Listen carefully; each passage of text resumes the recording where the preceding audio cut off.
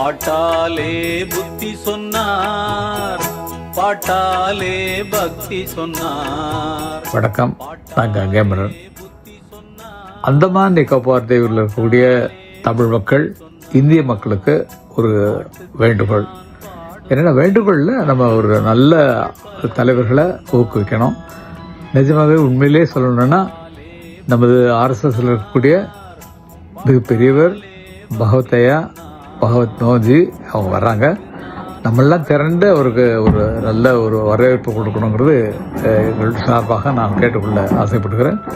அவர்கள் என்ன இந்த எழுச்சி வந்திருக்க நமது கல்ச்சரில் அவருக்கு நீங்கள் அனைவரும் நேரில் வந்து வாழ்த்த வேண்டும், அவரது பேசி கேட்க வேண்டும் என்று என்னுடைய சார்பாக மனமாற வேண்டிக் கொள்கிறேன். எல்லாருக்கும் வணக்கங்கள், வாழ்த்துக்கள், நன்றி.